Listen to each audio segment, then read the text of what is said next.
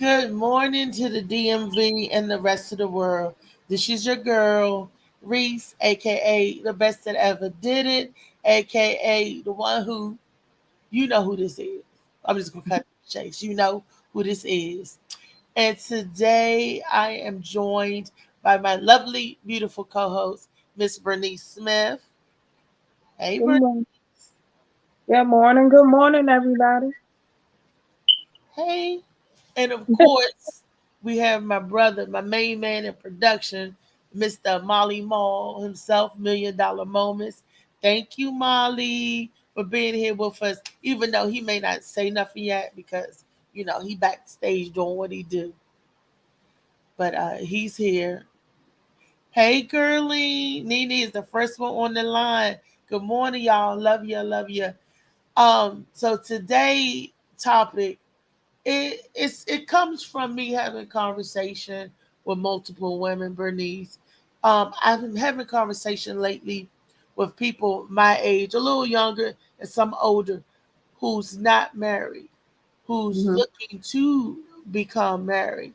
But sometimes, do we really know what it is? A lot of us, even some people who has already been married before, a lot of what it takes to be married. It takes really a lot to go into a marriage, you know. Mhm. And that brings me to the topic of today. I was listening to Pastor Geno Jennings, and I know a lot of people don't care for him because of his deliverance, but he, a lot of stuff that he is saying is true. I may not agree with some of the things he say or whatever, but he's right in a lot of things. And I don't know if I disagree because I'm a woman or if I disagree just because I disagree. But he's definitely one of those preachers that if you got a soft heart, he ain't the one for you. Mm-mm. He'll get you in your feelings. You be ready to go to his church just to try to get him. But the truth hurts, though. It be like that sometimes. Are you familiar with Geno Jennings, Bernice? I heard of him. Yeah. And he's one of those firecracker uh, pastors. But I got a clip. I want to talk about relationship and about what he said because he said a lot of controversial things in that little 3 minute a clip that I'm gonna play for y'all. Because some stuff I agree with and some stuff I'm like, oh, wait a minute, Pastor. But that's his interpretation of things. I can disagree with you and still support you. I don't have to like everything you say or do. And we also got another special guest in the building today because I think that this young man follows Pastor Jennings, and he too have very controversial viewpoint especially when it comes to women. But that's just my opinion. But This is gonna be a good one. Hmm. but that's just my opinion when Well, it comes to things. you know me. You know me. So let's go. So you look, you ready? You ready? Look, I'm all look, ready. I don't have to get ready. because you stay ready. You like me. See, look. Both of us with our light colors on today. Hey, great minds thinking alike. Look at this. You know, I was feeling a little under the weather yesterday because my procedure. So I said, well, let me be the bright sunshine. I don't have to look like I feel. So I want to feel like I want to. I want to look like I want to feel. So I want to be Right. bright and happy, cheery, and all that. So boom, Mhm. sunshine. Let's. Is our special guest in the building yet? He said, I guess that was him that said send the link in the comment. Oh, I, Mhm. I I can't see that. I'm sorry. I'm still, even though I had procedure yesterday, it's still not quite right, y'all. Yeah, Ron on the way. He wanted me to send it to his email so he can come on his laptop. Okay. Good morning, Hey, Molly. Bernice. Hey, Reese Ree, R&B. Ready to have another good show. Sorry I got up a little late. It's good. Life happens, Molly. Life happens. Molly, $1 million moments. Molly do million things He should be million moments because he do a million things. But we all know it's good. It's all good. Long as you here, long as nothing happened to you, you great. I'm great. I got my little brother with me, so I'm happy. Because we love you like that, Molly. We just do. Yeah, just let me know you ready for me. Share the clip for y'all. I wanted the guest to be in the building so he don't miss the clip as well. Because I know he gonna have something very smart to say. He in here. Your ass. First of all, good morning. Good morning. Second of all, I don't have nothing smart to say. Okay. Yeah. Good morning. And if y'all don't know, that is Ron the Truth. Ron the Truth Hunt. So all I'm gonna say is strap on your seatbelt. Oh man, here you go. Look, Molly, stand by the door in case you gotta bounce them. You ain't getting that rowdy, are you, Ron? Come on now. It ain't that type of show. Nah, we already thought. Okay, keep it respectable now. Keep it respectable. So y'all, that we got our visitors in, and I'm going to keep on and sharing this out to more people, get more people in here. Good morning, family. I can't see the people popping in.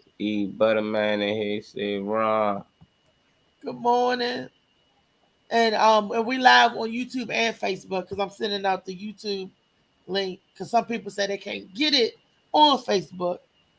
So I'm just trying to do my due diligence, y'all. Let me know what's up with Pastor Gino. I got him up here chilling. And let me know when you want me to pause it or stop it, okay? We're going 3 minutes in. That's all the people can take of him. 3 minutes in. You young women that's saying, I want to get married one day. What do you got to offer? Go ahead. Just your body? My Lord. Man can't live by leg alone.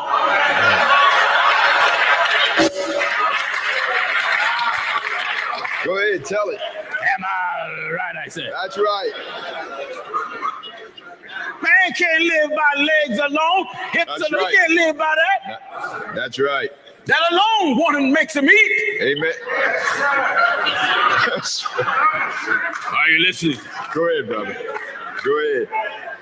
So if the younger generation is not being taught how to be a respectable, decent woman, Amen. then that nonchalant, I don't care attitude will be a seed that will grow in them, and there will be a corruptible woman. Lazy. That's right. 25 years old, lazy. 35 years old, lazy. 55 years old, That's right. lazy. Never just sit around and never want to do nothing for themselves. Want to sit on their behinds and wait for a man to scoop you up. Go ahead. You don't wait for no man to do for you what you can do for yourself. Amen. We thank God for the woman. Amen. If you didn't have the woman, then none of us would be here. That's right. Amen. That's right. Even though God created man first, and from man he brought forth the woman. But then man had to go back to the woman that he may continue his life existence here in this earth. So God gave the man a helpmate to help him. Not to help him preach,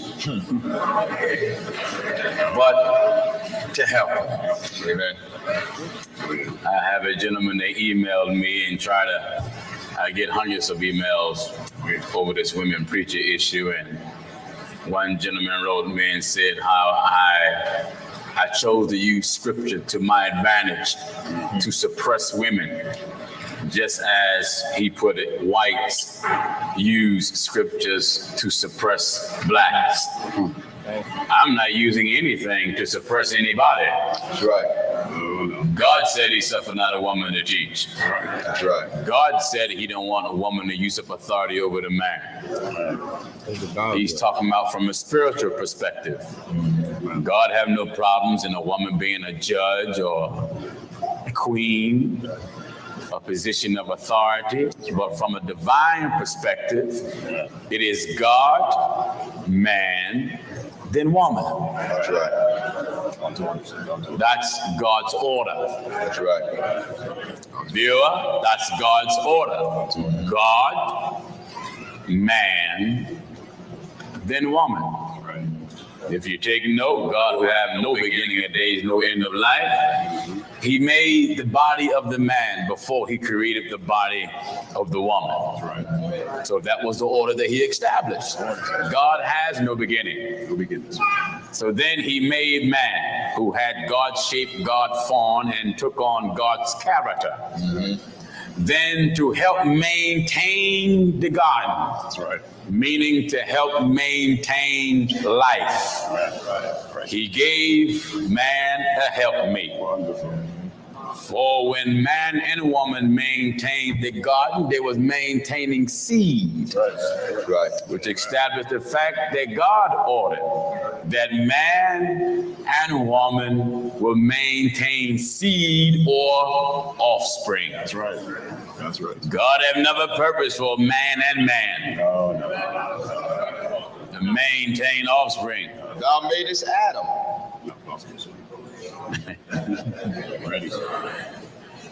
Listen.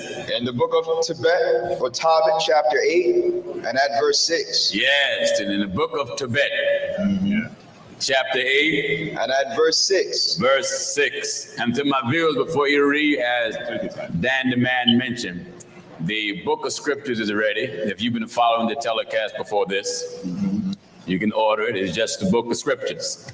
Order it. It's $45. If you get it direct from the church, if it has to be shipped to you, it's $52. That way you can follow us in the scriptures and you're not confined ignorantly thinking that it's only 66 books that's in the letter. That's right. Listen at this. Book of Tobit, chapter 8 and verse 6. Yes. Thou madest Adam. Thou madest Adam. And gavest him Eve. Gave him Eve. His wife. Gave him Steve, his man. Gavest him Eve, his wife. Right. Are you listening? Amen. So if God didn't give Adam Steve, then the devil gave Adam Steve. That's right. That's right. That's right. Are you listening? That's right. Amen. Because all of us that are sitting here now, and even you that are watching, including the gay community, that's right. You came into existence because a man and a woman came together. That's right. Of them, listen. Thou madest Adam and gavest him Eve, his wife. Yeah. For an helper and stay. Yeah. Of them came mankind. Of them came mankind. Of them came mankind. And thou hast said, it is not good that man should be alone. That's what God said. That's right. God said it wasn't good for man to be alone. Let us make unto him an aid. Amen. Let us make unto him an aid, meaning a help me. Like someone to aid him. That's right. Like what? Like unto himself. Now hold it.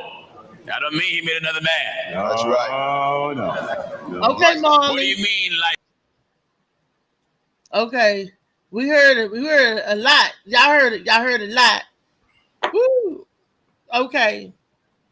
Ron, since you are our guest, today's show topic, it was about people wanting to get married. People saying they want to get married, but they're not ready for marriage. That's the real topic of the show today. So with that being said and staying on that viewpoint, what do you think about what Pastor Gino said about marrying? Well, first of all, people gonna have a problem with Gino is because we've been so spoiled and rotten to the core because we so selfish, want to do what we want to do, and we sit up here and listen to these hypocrites saying that you can marry and re-divorce and do all this. But being married is a full-time job. Just like you have a job to financially take care of you, you also have a marriage that you got to sustain and work on every day, because this is why God tell us, wait, don't be anxious for nothing, as far as be quick to get married, and because he hates divorce. So this is why he said, wait, because let him send you your mate to where you will have a mate that's going to understand, y'all understand each other. So this is why you have bastard children out here, because women want to be anxious to get married, or men want to be anxious to marry, and knowing that they don't like that person, they can't stand that person, but yet they marry for different reasons. So you got some people that will marry for selfish reason, a place to stay, to keep their belly full, to have the mate take care of them, to have someone say they married, because some women, also men, wants to be married or wants to be in the company of someone and have that someone to say they love them. First of all, you got to love yourself before you even think about marriage. And some of us say that we love ourselves, but we constantly open our legs up to people that we know that we shouldn't open our legs up to. Well, I'm going to go further, but I'm going to ease up. I digress. Bernice, where my B? Oh, I'm here. Okay, what do you think about what you saw? Yeah. Well, I grew up in the old school Pentecostal church. So my grandfather didn't cut no corners with us whatsoever. Believe that. But in the same token, I do believe that people, they get married too fast. And honestly, I got married because my grandma told me to. Old school grandma from church, you know.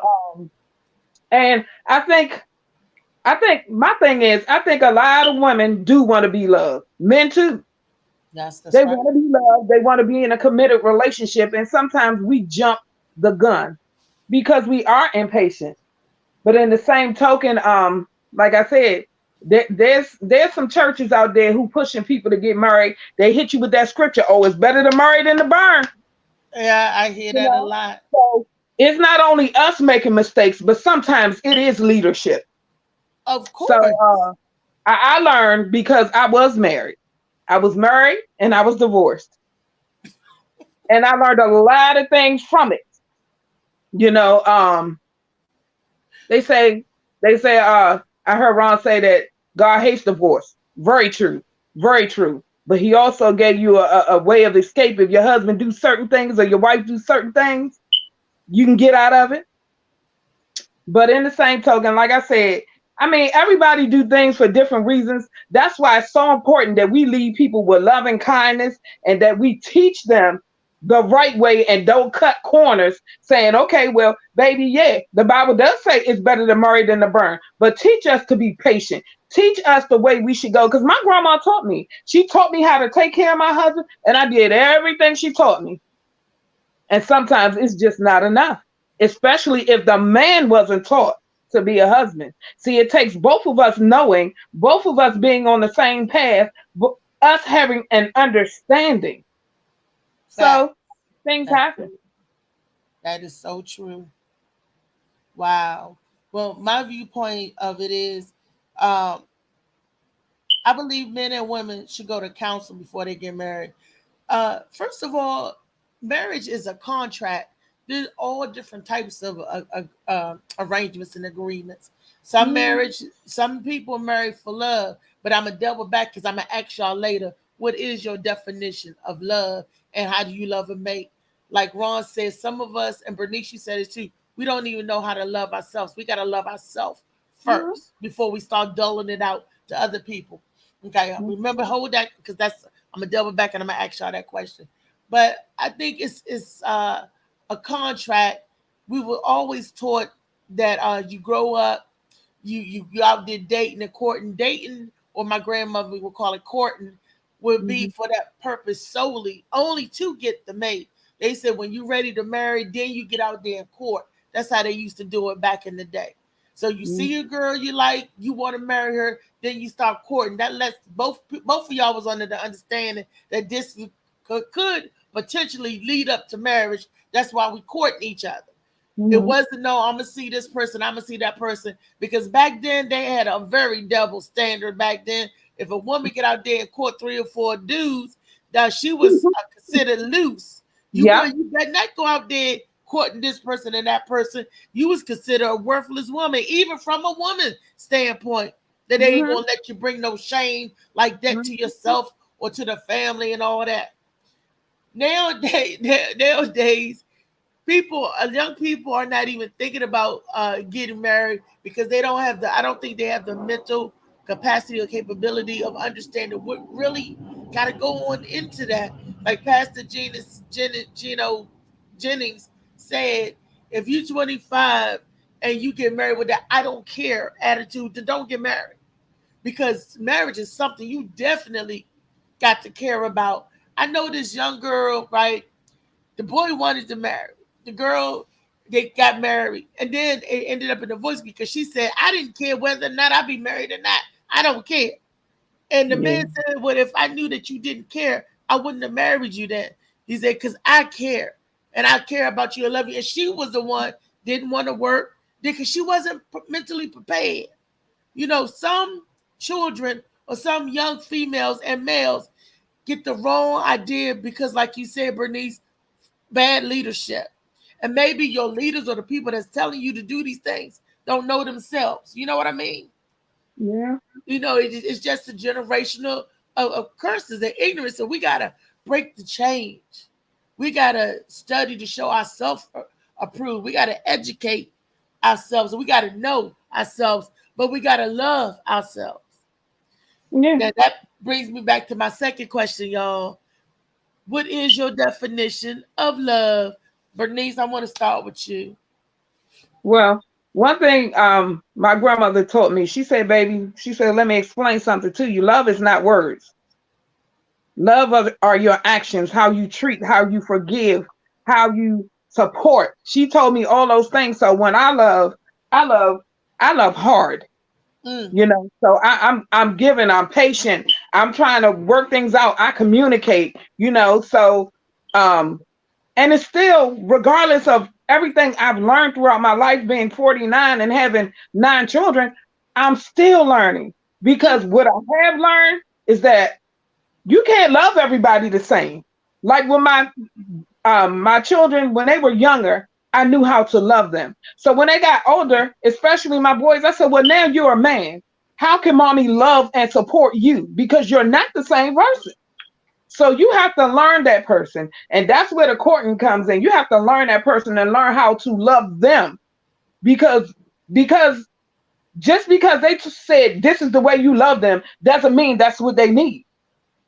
You know what I'm saying? So I've definitely learned that I learn a person, and I learn how they need me to love them. But my love is commitment, and like I said, communication and supporting you and praying for you, even when you hurt me. You know, so that's that's how I love. Okay, Ron, what's your definition? Well, first of all, let's not looking at it from a carnal aspect of love, because today's world, love is legs open very easily. And people, how can you display something that you've never been shown? So, for example, when you say you love someone, you allow your emotions to affect you. So love comes from your parents, your grandparents. True love is being there with a person unconditionally with no not hurt. Now, I'm very hard to contain because I really want to say, I know this is your show, Reese. I know. But at the same time, I heard you say it's a contract. First of all, we're not in business to be doing a contract. So that's wipe that off the table. Marriage is not a contract. A marriage is an understanding, compassion, working together to build, not to be in a marriage for someone to take care of you or make sure that you are financially stable. You got to look at love. Love might be a four-letter word, but love is more powerful than a gun. Then because now you can hurt someone because you say you love them. Someone can say, I love you, but still beat you at the same time. Come on, internet. So this is why I say love can hurt more than a person that's showing it. Because let's look at it. An alcoholic can say they love themselves, but they continue to drink. How can you say you love me when you are damaging yourself? How can you say that you love your kids when you are lying to your kids? And I just want to throw out there real quick, sidebar, for you heathen that's about to celebrate Thanksgiving and Christmas. Get ready. So the thing about love is dangerous. And some people can't even handle the word love. And it's a four-letter word because we allow our emotions to take control, our emotion to affect us. And now because you got some women, also men, that say they love a person and they end up killing a person. But you love me. So how can you say that you're ready for marriage when you don't even know who you are? First of all, before you get married to someone, get your childhood stuff in order before you come into a marriage. Because marriage is not treating your husband or your wife like a child. The scriptures say, when you become adult, put away childish things. How can you say that you love me when you don't even love yourself, when you go ahead and get fake hair and fake boobs? Thank you. I digress. Okay. Now, marriage, now to me, I'm gonna jump back on the marriage, and I'm gonna get back to the love.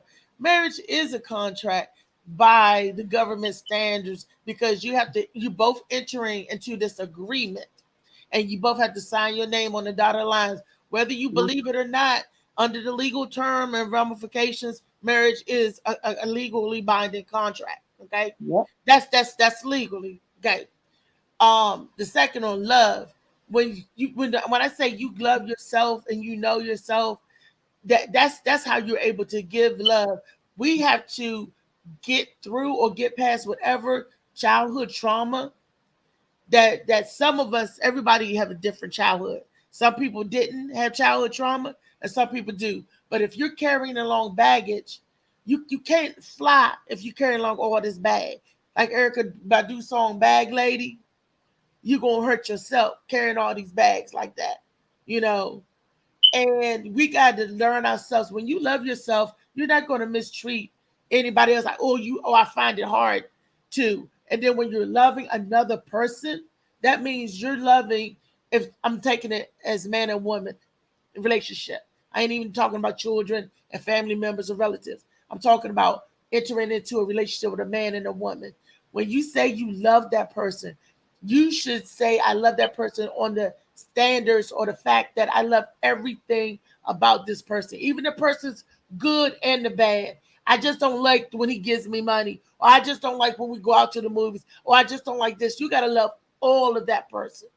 You know, that's what it is. You got to love it, the good and the bad. And if you find somebody out there that you can love their good and the bad, or you can love them enough to help work with them through the bad, and that don't chase and that don't run you off, then that's a good thing. That you've got something good. But at the same token, you got to make sure that love is reciprocated. You got to make sure that that person loves you just as much as you love him. Because if you don't, you got a one-sided relationship, and that, my friend, is not love.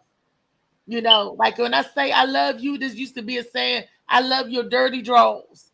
Y'all remember that old saying? I used to hear grown folks say, I'd be like, why people like dirty drawers? And why the drawers dirty? Why can't they wash them? You know, that's when you were a kid, you're like, why they like dirty drawers? I don't like dirty drawers. Ugh, that's nasty. But that's a saying. Meaning I accept the good and the bad. And that's what love is. Love is accepted. Because if you love me, I don't have to go out here and pretend to be something that I'm not. Or if you love me, I can relax and lay down and feel safe around you. Because if you love me, I ain't got to worry about doing things because I'm going to treat you like a king. But in return, I need you to treat me like your queen. That's what love is. And I got you and you got me. I'm the other side of the coin. You on one side, I'm on the other. We back to back, Ron, facing the world.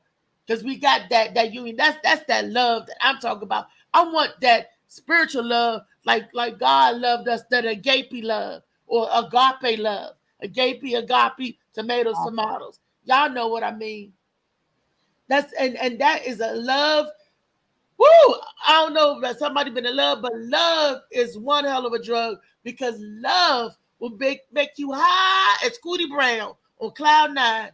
And also low can make you lower than the lower dirt dauber. Meaning it'll bring you up and it'll drop you down just as fast when you get in and get out of it. Love is a hell of a drug. Woo! Wait, when you got on it right. Mm-hmm. Well, I had to turn to the side for that. I experienced a little something, you know.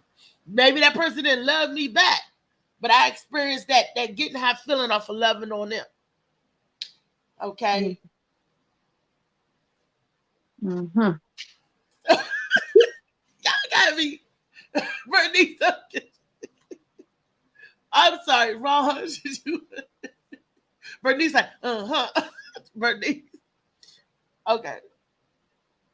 Can we read comments? We all have different outlooks. You know, your opinion is your opinion. So, you know, I'm just one, even in relationships, I can agree to disagree because everything ain't worth fighting.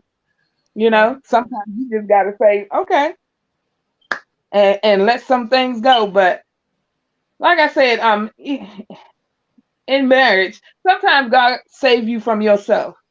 Honestly, He saved you from yourself.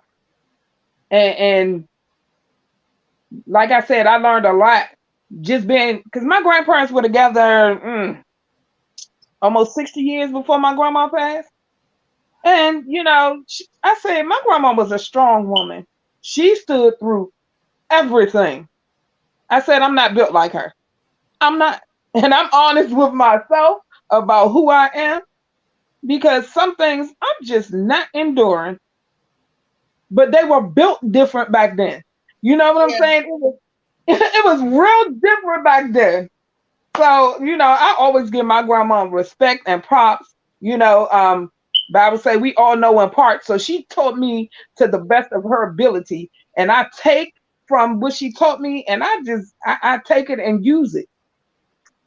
And I'm happy with, you know, the woman I've become in God because I've made many mistakes. And guess what? It's all part of my testimony that's going to help somebody else out there going through what I've been through.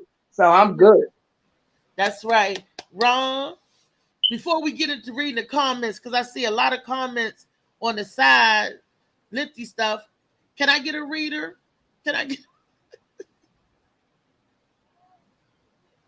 Ron, you got anything you want to add? Okay, you want to read comments? Yeah, but I want to let Ron say something first. Ron? Well, first of all, we got to stop looking at stuff from a carnal mind. Let's look at it from a spiritual standpoint. Now, we know as humans, we're going to go through what we got to go through. But at the same time, we as humans have to understand what is being presented to us. This is why God gave us instructions and give us our light upon our feet, because we as human beings, we're going to make mistakes and we're going to how we're going to bounce back from no mistakes.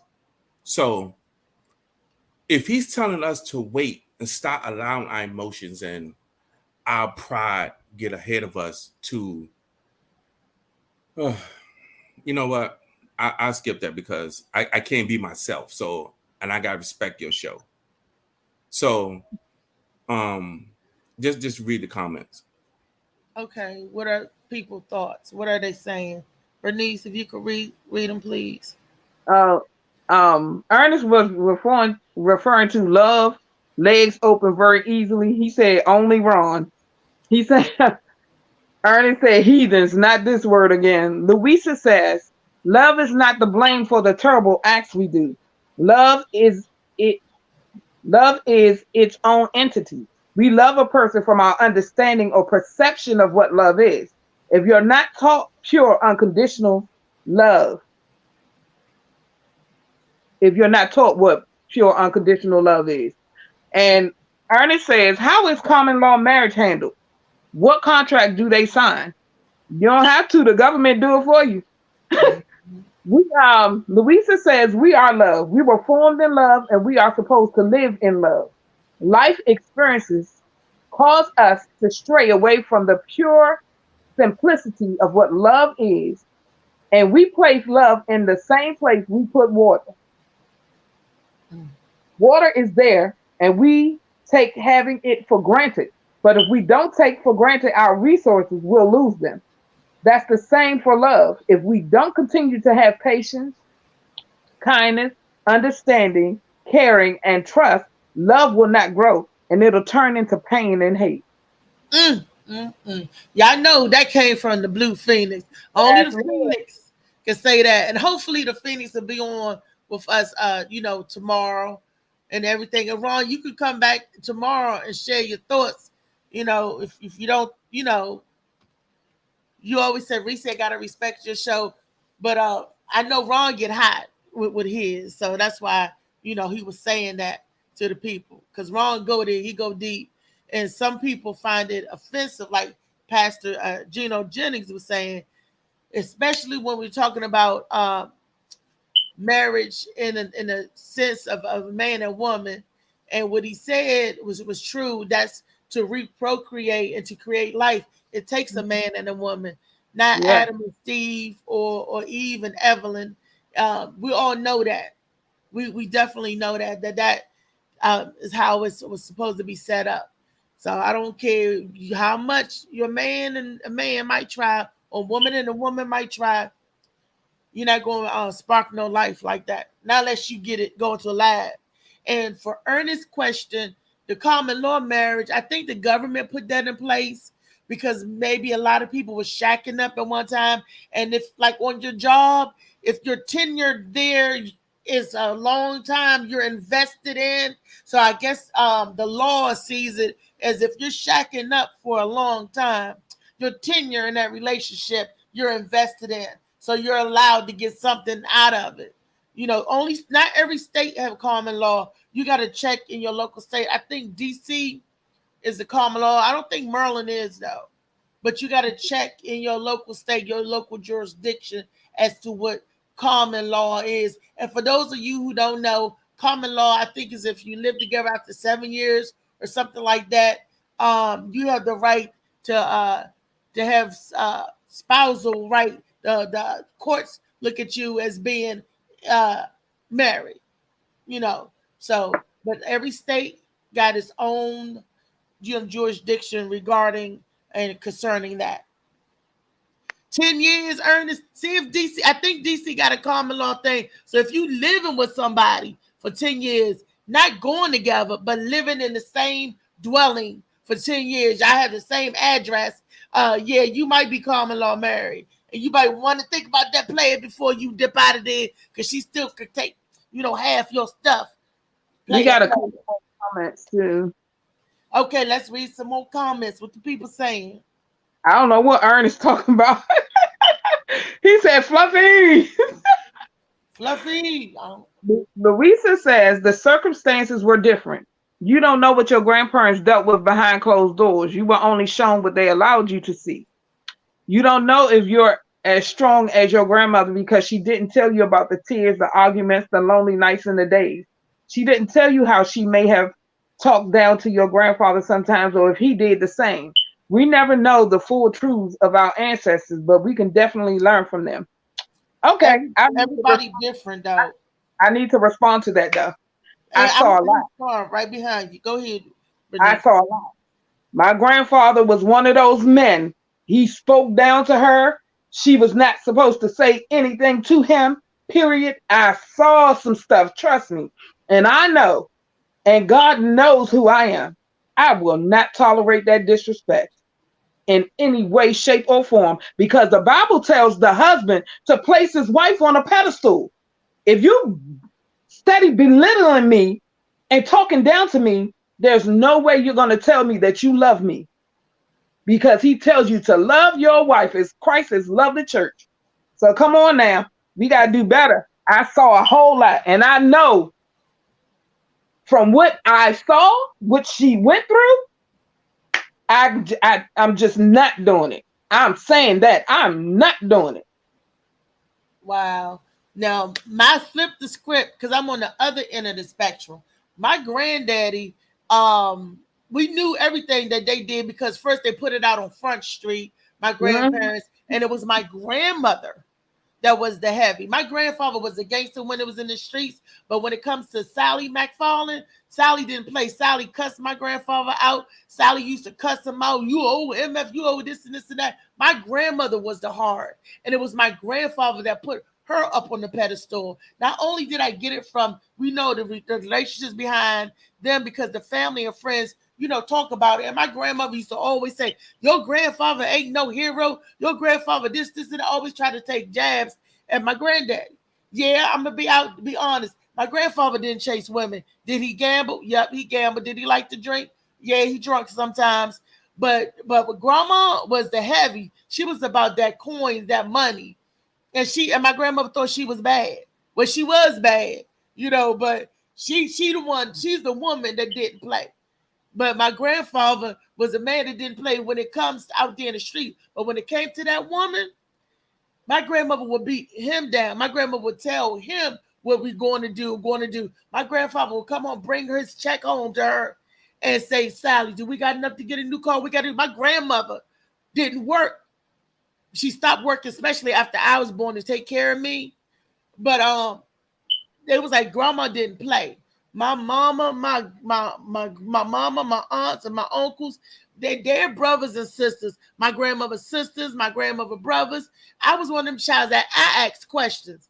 And everybody in the friends, everybody told a story about how the dynamic in that relationship was. Behind doors didn't stay behind doors, because everybody could hear through the doors. For one, we lived in Palm Park, so. Mm-hmm. And second of all, my grandmother was very emotionally in your face. It's like, and what? I'm a grown woman. What you gonna do to me? You can't beat me.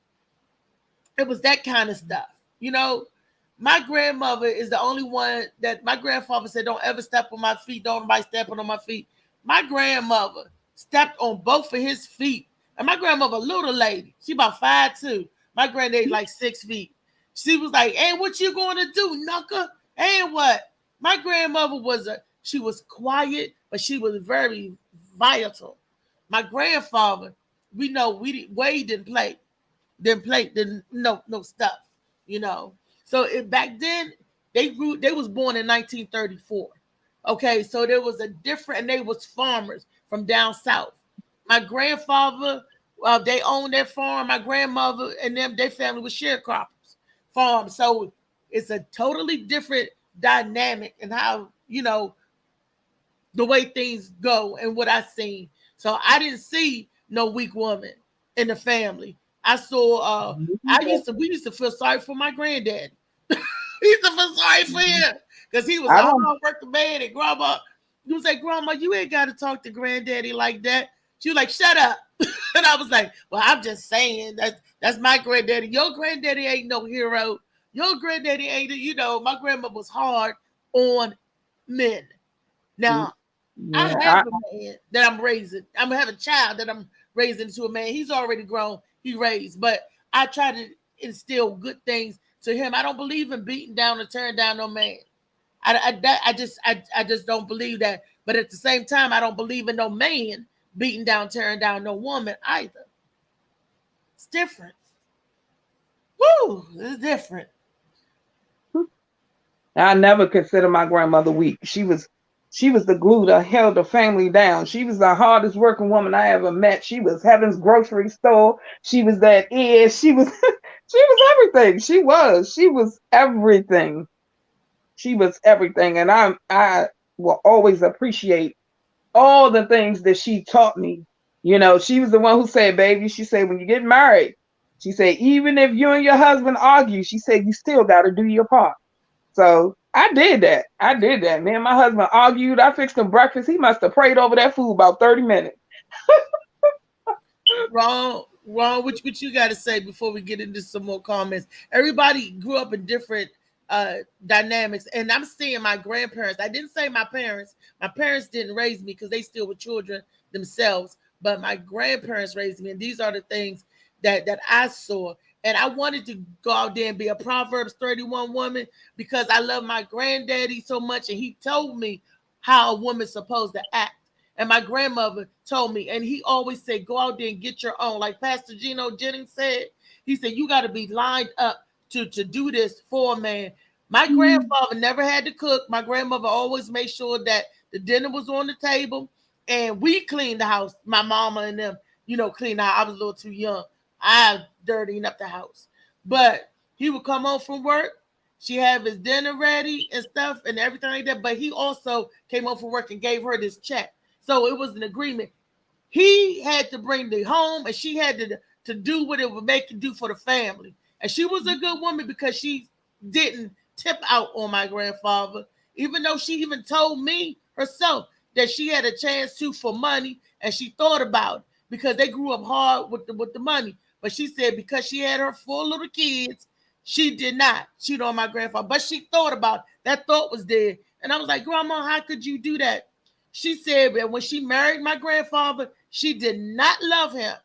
She said she learned to love him later. And there was a lot of people back in them times that got married in the 40s and 50s. They didn't love. She married my grandfather to get off the farm. She got into that contract for money, but she said she learned to love him. Ron? Wow, it's a lot to digest. Like I say, before anybody steps on like you say, a contract with marriage, we got to stop looking at things from the carnal and look at things spiritual. Mm-hmm. So when you get married, you are spiritually bound because you got to remember, let's go back to Genesis. He made Adam and Eve. So you all know the story behind that. So just look at it. When Eve bit the fruit, never said what kind of was an apple, pear, peach, or whatever. But when she did that, it said that God gave them a commandment. And this us today. We don't like commandments. We don't like to follow directions unless it's containing to us or we're going to benefit. So if God give you an order and say that if you eat from this truth, you will surely die. And what he meant was spiritually die. Because when he put Adam out, he put both of them out. He didn't just put Eve out. He put both of them out. But the thing about it is, we as human beings, we so eager to get married and we don't even know ourselves. We don't even have an understanding. We don't even know where to start. Because first of all, we come with baggage. We come with hurt, anger, frustration. And then we take this into a marriage where we think we're going to find happiness. We all, as human beings, we want the white picket fence. We want the life of marriage, having kids and having the cars and the garage and the money and stuff like that. But what are we as human beings doing to heal ourselves before we get into a marriage? We are so distorted because we trying to live up what society say how our marriage is supposed to be. For example, like Pastor say, he said you can be 18 and 50 and still be lazy, but you want, because you got some women out here, not all, some that prefer that where the Bible say. It's funny how the women can put the Bible in and say that, well, the man's supposed to take care of the wife. And this is true. This is why you got some women that are lazy. This is why you got some women that fall apart when they get a divorce. Because why? is because they depended on a man. Not saying that she can't depend on her husband, but in this society, it takes two. Sometimes it takes 4 or 5 in a household to keep the household together. So we put all this pressure on a man, but yet what are the woman there? She's not there just to open her legs or give me kids. She is there to nurture that man. You got some women are so bitter because they got to destroy the baby father, and when they meet a good man, they destroy this man and take all their frustration and their woes out on this man. And this is a good man who's taking care of his household. You just like my baby daddy. You just like him. You don't understand me. First of all, you don't even understand yourself. How can you go into a marriage thinking that this man is just supposed to take care of you and you're not supposed to help this man? All a man wants is compassion, understanding. We like flowers too. We like chocolate candy. We like this stuff too. It don't always, just because you got the vagina, you try to use that against a man. This is why you got so many marriages and high rate of divorce. It's because you want to hold his sex down because he's not giving you a diamond ring. He's not giving you a Chanel bag. He's not giving you a Gucci pair of shoes. You want to hold out. So then you get distorted when he go out here and cheat on you and you not take accountability on what you done. So now you're going to put everything on the man. It's your fault. It's your fault. No, it's two people's fault. Yeah, that's not justify the man going out here cheating, but it also justify that you as a man must contain yourself and hold yourself. But you got women out here just so hard on a man, even if you go in a relationship with a boyfriend and girlfriend. Wait, you're supposed to take care of me. You're supposed to do this. If you don't do this, I'm breaking up with you. Well, go ahead. So at the same time, if you don't deal with your problems before you get in your marriage, you headed for destruction. Wow. Bernice, read what Louisa's saying. I saw a lot of stuff on the side. Can you read what she's saying, please? Thank you, Ron. Oh, Lord. Ernest says, sign up for my class, Make It Last Forever class, and read my book, How to Love. Ain't nobody playing with him. Louisa said, Lady B, your grandfather was wrong for how he treated your grandmother. Reese, your grandmother was wrong for how she treated your grandfather. The problem is you both were taught how to treat and react to men because of how both of your grandmothers responded to them. Louisa, love wasn't a requirement for marriage at that time. True. You had to be able to take off the woman, and that's why they took a lot of abuse or neglect. She said, Ron, those are called traumas, and both men and women have them. Agreed. She said, I have so much I want to say, but I'm not typing it. Ernie says, make sure the flowers is gas and don't forget the roll-ups. Thanks, Ron. Tell him. Oh boy, my goodness. But you know what? What Weezy said, that's true. Because my grandmother's mother, her name was Meta Walters. And I asked her myself, because I was old enough to ask questions. And I said, so how old was you when you married great grandpa? See, he was dead by the time I came along, so I couldn't ask him. She was only 16 and this man was 40 years old. What? And he already had 2 sons because he was married before. This was some real life Color Purple-ish. You know what I'm saying? She was 16 and married a 40-year-old man. That is pedophilia at its best. But back then, once a woman become a woman, get her flower, she was considered a woman once she started her cycle. But that lady took care. She didn't have much of education, but she made sure her children did. She had, how many of grandma said? It was 11 of them. 11 of them. Now, you know that had to be an arranged marriage for a 16-year-old to marry a 40-year-old and then birth him 11 babies back then. Wasn't no twins, but 11 babies back then. And without no anesthesia, no pain. It was hard back then to birth them babies like that. But he was 40 years old. I mean, and she was 16. That's how many? That's 24-year age gap. And but that was the agreement. And they had a farm. He worked it. He took care of her. He had the 2 boys and stuff. And I'm just like in awe. I'm like, wow. She had to be a strong woman. And did he cheat? There are stories and rumors that said he was out there doing this thing by Color Purple. She home with the children. She worked the farm. She cooked. She cleaned. She canned. My grandmother said that they were like, in their time, they called her Aunt Meta and Uncle Jim. Back then, that was the highest title that would be bestowed on Black people, because you wasn't getting called Miss, Mr. or Mrs. They didn't do that. If they wasn't calling you the N-word, boy or girl, they would call you Aunt Meta and Uncle Jim. And my grandmother thought it was something, because it was like he was the mayor of Ghana. That was a place in North Carolina. I hope I'm saying it right, Ghana. And he would get everybody in a wagon, and he would go on around, make sure all the kids wouldn't got their shot to the doctor. And these calls them buggy people. But and this man, he still like to be out there, out doing his stuff with the horse and buggy. You know how they go to the juke joint, to the whatever house. But the grandmama was home cooking, making sure the children get to bed, making sure take care of the household. That was her job. She worked harder than he worked. But I asked her, did you love him? She was like, yeah, I guess so. She didn't even know what love was. But at 16, marrying a 40-year-old, I guess you don't get a chance to know what love.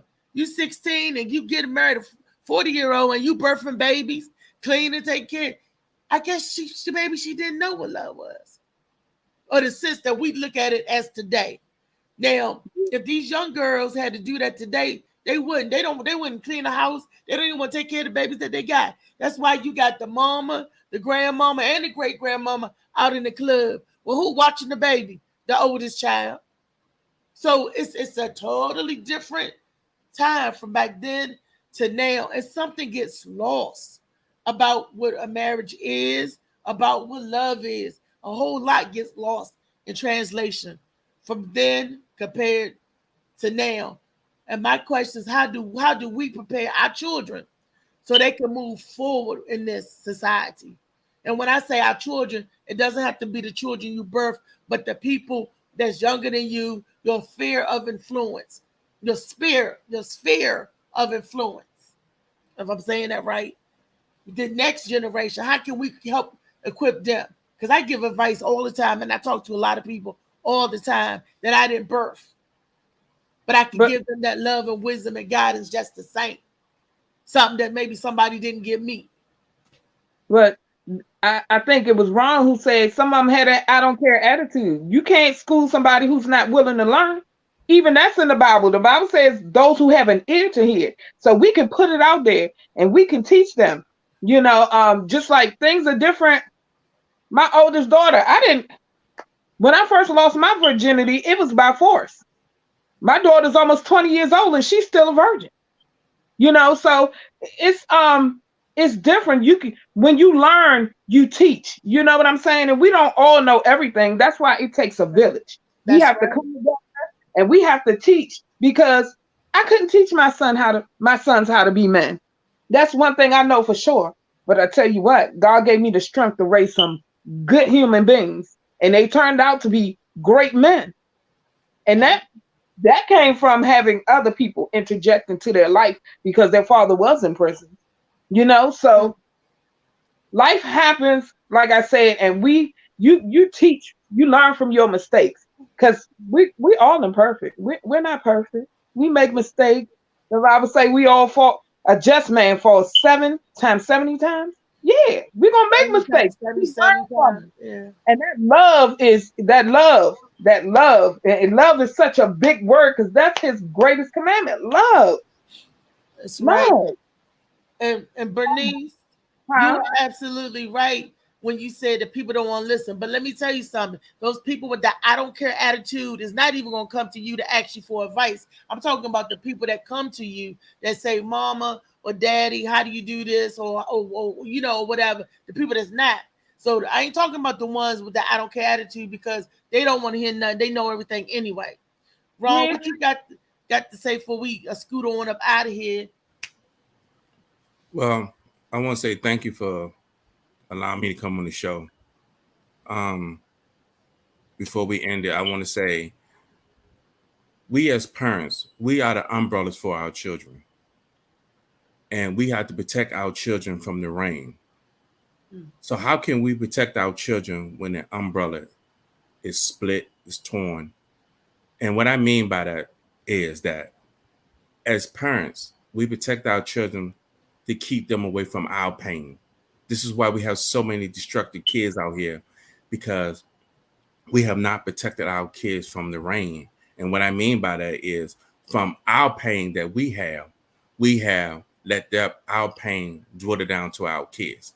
So we allow our pain. And so this is how you can tell that when I mean what I say as far as our child getting wet because of our pain. You got mothers, not all, some that are bitter. They were the fathers in their kids' life. You got parents out here would tell them, your father's no good. Your father don't love you.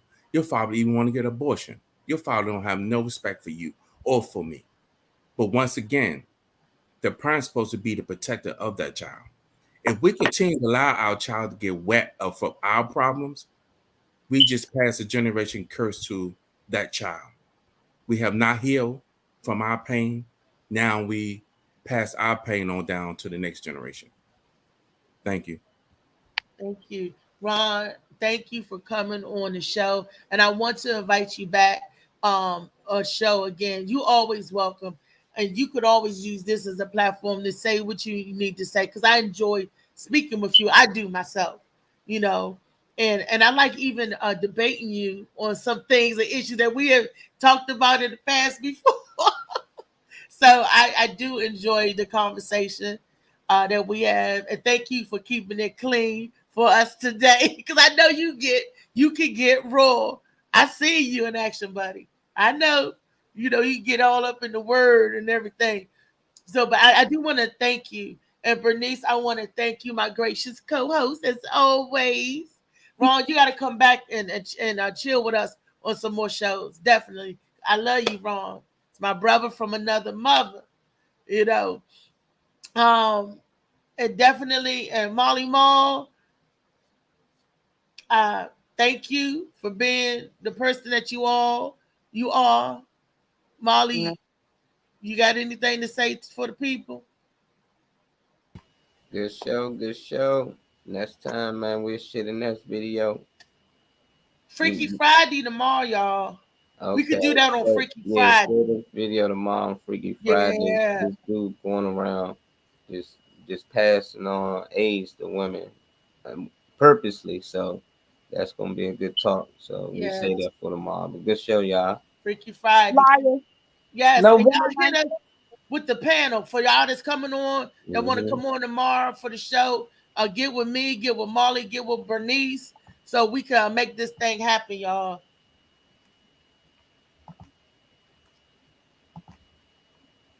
And there it is, November 19th. Come on out. Let's talk about it. Let's address it. Let's heal. Let's help each other.